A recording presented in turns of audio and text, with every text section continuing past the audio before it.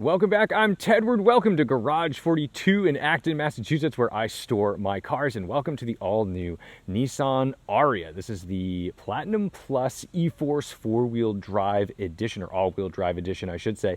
It has a range of about 267 miles. It makes 389 horsepower, 442 pound-feet of torque, and this is Nissan's latest electric car. Now, the Leaf came out probably 10 plus years ago, and one of the big sellers on the Leaf was its only competition. There was no other kid on the block to compete, and it was really the first big mass production electric vehicle in the United States, and it could make waves. And now, all these years later, the ARIYA is their second introduction into the US market, and it has some stiff competition. Everybody's making an EV now, so this needs to stand out. And from a stylistic perspective, it absolutely does. I do think the ARIYA is a unique looking car, and the interior is unlike literally anything I've ever been inside. This feels more Polestar Volvo in terms of its quirky nature than anything I've seen from Nissan or its competitors. Its charge speed is also limited to 130 kilowatts, which its competitors are exceeding. Even GM's Ultium platform vehicles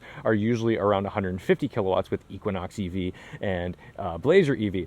But maybe you need to have the Nissan, and at close to 270 miles of range, it's in the competitive sphere of normal. But what this doesn't do, it just doesn't blow anybody out of the water in any particular space. So if you're gonna get an ARIYA, it's because you really like the ARIYA. It's because this is the thing for you. There's some space for your charge cable, which is currently at my house, and other than its appearance and its sort of quirky interior, it is tough to find mechanically what really sets this thing apart. So maybe we should just focus on its interior and how it is to live with. So in the back, first, we'll jump in here. These seats are really comfortable, reasonable legroom, and again, more textures. That's what I think is really interesting. I think this is a very upscale, almost Infinity-like interior, and you can tell that Nissan went above and beyond to make sure that these top trim levels feel a certain way. This is a full panoramic moonroof, so we can put that back in a minute, and let's see. And we've got, armrest cup holders, 3-stage heated seats with USB-A and USB-C. It's always weird, I think, when auto manufacturers are starting to kind of mix and match. We're in this odd period in time right now where these are not completely obsolete and not everybody has these. Let's take a look in the front. I do think that this is where the ARIYA gets absolutely set apart from its competition because it's a fascinating interior. It looks like an architect designed this. It's really beautiful. There's a funky steering wheel, although I do think it's an interesting choice to put this ring at the 6 o'clock instead of the 12 o'clock position like a race car, but that's okay. It's kind of fun because you can kind of drive it like this, and it still has some normal things. This is what I like. GM vehicles have done away with start-stop buttons on their EVs. However, with this, you still start it and stop it like a normal car. I wanted to be quiet so you can hear the little music. And then, this is also really interesting. Down here, these are your HVAC controls, and it's like integrated into this sort of like faux wood dash, and you get haptic feedback on these things.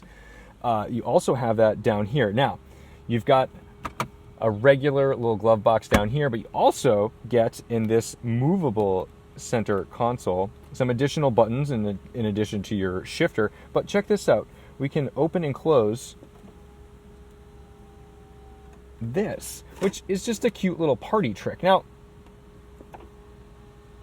might feel a little extra, but I think if you don't want this big cavernous open space, you can use that for some extra things. So, you put your sunnies in there, but you don't need to use that because you do have a little sunglass holder right there. We can move this back, exposing our full moonroof. Very nice, and these seats are very comfortable. This is something that you'd want to do a long drive in. Now, it does have additional USB-A and USB-C down here for charging, but we can put our phone in the wireless charge pad in the center. Let me also show you under the frunk, which isn't a frunk, actually. I'm sorry, it's a bummer. But there you go, motors. So you're not putting any storage or luggage up here. You can hear the AC going. Now, this is actually a complaint I've had right from the get-go. It's been very hot. We've had a heat wave, so I first attributed this maybe to the fact that it was just over 100 degrees, but this is not a very powerful air conditioning unit. When I get into my Lexus GX460, I turn the car on. Within seconds, I am accosted with like frighteningly cold air, and it cools the cabin down. This actually does take a little while to cool this cabin down, which I'm a little surprised at because it is not engine dependent, right? There's no belt turning an AC compressor in order to make this work. It's a heat pump, so it should just be sufficient for the cabin, and I have found that it really is. In addition to that, when we get on the road, you're going to be staring at this dashboard for a while, and it's a lovely layout. It's fine. It's just that when you look at the competition and the kind of information that the competition is giving us at this point, I don't think that this is enough anymore. I feel like I want more out of it. Right now we have 67% range, and that means 195 miles. When you're charging the vehicle, when I have it plugged in, I like to be able to quickly go out into my driveway and look and say, how many miles did I gain? When I open the door, it just tells me the percentage. It won't actually show me the miles of range, which is completely useless to me because I want to know, like, okay, did I put 30 miles on the car while it was charging? So you do actually have to like start it to see that information. Maybe there's something through an app, but just, you know, from a layman's perspective, I don't want to have to hunt for that. I just want it to be front and center. Has wireless Apple CarPlay, greatly appreciated. This is something that GM is moving away from. So in terms of like, hey, ARIYA versus Blazer, because they're about the same money. This is about 60 grand as it sits. You can get them cheaper, but in this trim level, that's where this is. You may realize like, hey, GM is no longer offering Apple CarPlay, so maybe that brings the Nissan into play. And that's where the EV wars are starting to go. So let's jump in and take it for a drive and see how it handles. Because sure, you're gonna look at the range and the power and all that good stuff. Those are things that you're either going to need or not need. But what you want to know is this a good car to live with? Is it a good car to drive? And that's what we're going to find out today. So the first great thing about the car is the seats. I said this, they're very comfortable. I really dig these. And I just wish they would go a little bit lower. But what I can do is, because my knees are right up against this, I can move this back because this telescopes very far. So it allows me to kind of move away from the pedals, which unfortunately is going to kill that rear legroom for whoever is in the back. To put it in drive, we have this funky sort of shifter. Throw it there. If we pull again, it puts it in B mode, brake mode. So it's a little extra regen off the pedal. Put these windows up and we'll rely on our air conditioning. And down here, when we hit our home button, this is always a little tricky with Nissan nomenclature or ergonomics. You know, it's all just touchscreen stuff, which is fine. And you can kind of rest your hands here and find your way. This is not the most beautiful setup. I think their UI still needs some work. And I think it's been growing pains for Nissan ever since Carlos unceremoniously left the company. We can get into that power a little bit and we'll exit garage 42. We'll let this beautiful gate open for us.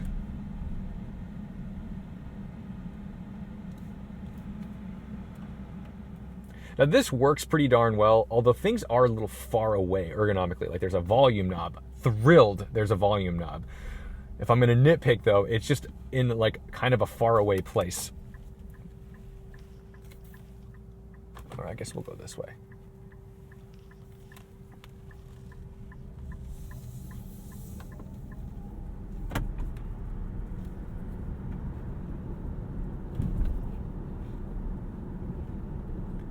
But the cabin is like really lovely, great visibility. I know it's a trite thing to say, but it is a nice place to be. You don't hate being in here. I just wish this AC was a little stronger.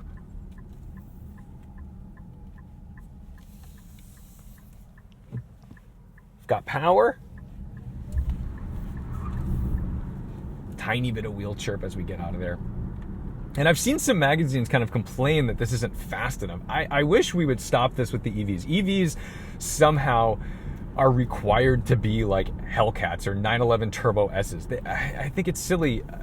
I know that you need to have something to set your car apart. I don't think power is really the answer to this. And I think GM is taking a good stance on this where they're like, look, we want these to be family vehicles. We want you to be able to give these to your kids on the weekends or during the week or whatever to get them to practice and not give them an 800 horsepower like Tesla Model Plaid. It's just too silly. But this is fairly easy to get in and out of and just drive. The only thing that I have issue with on this vehicle is that I think it feels a little numb, a little video gamey. That's not the button I wanted. I wanted to make sure this was closed. There we go. I think the brake pedal is a good example of where this falls a little short in the tuning, because I learn and adapt to this brake pedal, but what I don't get is much tactility or feeling. So if you're a new driver and you're trying to figure out how to start and stop a vehicle, this might be an uncomfortable brake pedal to use. Yeah, I don't get a whole lot of tactility out of this. I just want a little more. This is where I think tuners in the EV world are the heroes of a car, because if your tuners know how to get something right and they know how to make something feel good, and the software mimics real life, what you would feel in an analog experience, that's where you're starting to get great driving experiences, where I do think that GM is doing a pretty darn good job of that with the regen on the brakes. Porsche, for example, didn't do a great job on that with the Taycan at first, and the transition between regen braking and applying those actual physical brakes was not good. And this does a good job of transitioning between regen and actual brakes, but the regen section of the brake pedal, it's just very video gamey. Down here, we have drive modes, which you almost don't even know are there. Get some extra noises. That's kind of fun. And I think it maybe stiffens up the steering just a touch. Oh, we've got our fellas out here. Yeah, these dudes are playing cricket. I could sit here all day and not have a clue what's going on.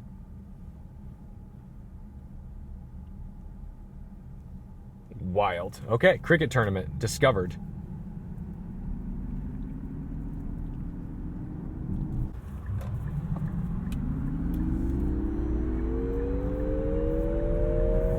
All right, you just noticed me use the wrong indicator, because this has that old BMW style indicator where it doesn't stay. So you click, watch, we're gonna click to the left. It returns to center, and then to turn it off, the only way to do it is a half push up, because if you do a full push up, it's just a full push up. It's gonna go to the right. So that is a little frustrating, and I wish auto manufacturers would just completely ditch that design and go straight to just let it be an old school blinker stock. There's no reason to try and reinvent that.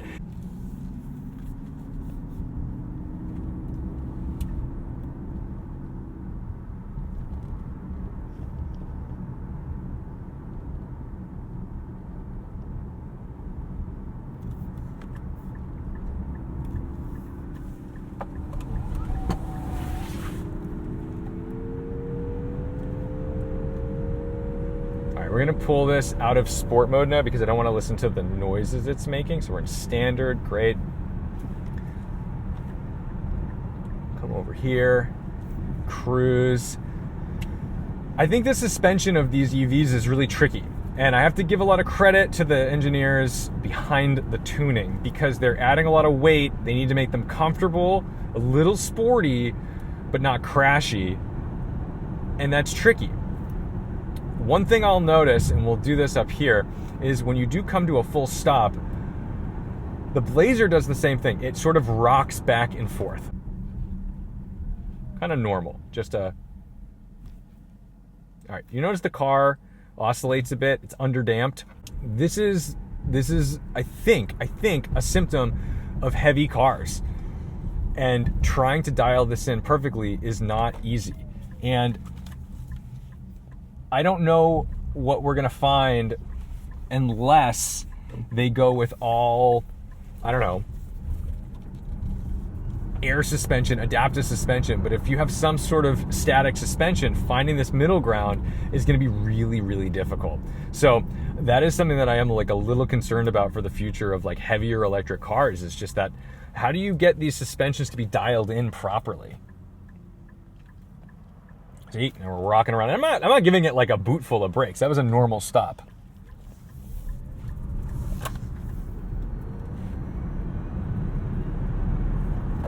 Now, it does a great job of putting power where it needs to go. You could hear it started to kind of spin that inside rear just a touch, but it limits power, it torque vectors, and we're off when the wheel gets straightened out and it knows it can put the power down. Pretty good stuff. So normal in terms of EV stuff. I think that's the thing about these cars is we are now nitpicking. We're deciding our EVs based on its charge speed. We're deciding our EVs based on its interior. We're deciding our EVs based on their battery capacity and things. That's good. The beautiful thing about this car is it just drives like a car. I personally prefer the steering tuning in the Equinox and the Blazer. I think it's a little easier and intuitive. I think this is a little fast, but maybe you like a sportier ratio and you want it to be a little more nimble feeling in that regard, and that's all down to personal preference. So right now I think you got to go drive all these cars because they behave very differently, despite the fact that you'd think, well, it's a roller skate with batteries and motors. They are all tuned so differently that you, I guarantee, will learn and develop personal preferences in electric vehicles, the same way you did with ICE vehicles. So it may seem like it's just the same thing all the way through. It is absolutely not. As we pass this car and get back over into the right lane, we have a rear view camera. Now, my only complaint with the rear view camera, it works fine. It's angled correctly. I like that. What I want to see is just a little higher resolution. The problem isn't this camera. The problem is GM's camera. GM puts insane cameras on their cars. They have ultra high resolution. So when you do it in another vehicle and you compare them back to back, that's where it gets tricky.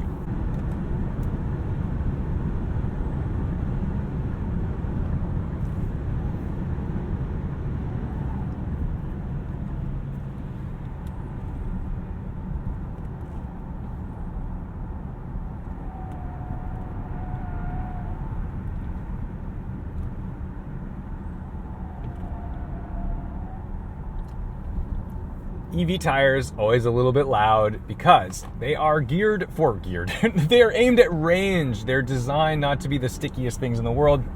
And when you get non-sticky tires, they typically make a bit of noise. This interior, I think, is what sells the car. I don't think there's really any numbers on the car that go above and beyond its competition, but I think its driving experience is lovely and it has some incredible features. But its UI, UX, whatever you want to call the dashboard and gauges and stuff, I think it's just like a little bit behind. I think the interior is ahead of the rest of the car. I have to give them so many kudos just for the sort of ergonomics of this cabin. It seems like they had a lot of fun doing this. You can tell they had fun doing this because this is unlike anything I've seen from Nissan. This is unlike anything I've seen from anyone, really. So I think this is great. There's some misses, like when the sun is really blaring through here, this gets washed out. It's not visible, unfortunately. So you do lose a little bit of this. And the buttons, they don't feel that great, but I really love the attempt. I like that this is different, and I like that they went bold on it. So as we get onto some better pavement, let's kind of wrap up some final thoughts on this Nissan ARIYA. I think Nissan really needs this car. They need an EV that's going to compete with the likes of the Model Y and the Blazer and the Honda Prologue and all these cars that are coming out that are kind of this crossover segment, family car, day-to-day commuter. And I think it does that pretty well. It's a fine automobile. The problem with the ARIYA is that it doesn't have any superlatives because it's not the cheapest, it's not the fastest charging, and it doesn't have the longest range. It is on par, maybe a little below par on the charge speeds, but it's on par with most of its competition. So what it has going for it is its style and this interior. So why don't we look at the things that it does have? It has enough of things. It has enough range at 267 miles, maybe a little less. It has enough power. It has all-wheel drive. That's great. It has enough charging speed at 130 kilowatts. It really should be 150, but you know, we can't really ding it too hard for that. So it is enough, but the question is it enough for Nissan's sales? So thank you guys so much for watching, liking, commenting, and subscribing. I hope you enjoyed this little drive on a lovely Sunday in the Nissan ARIYA, and I will see you in the next one. Don't forget to respect the drive.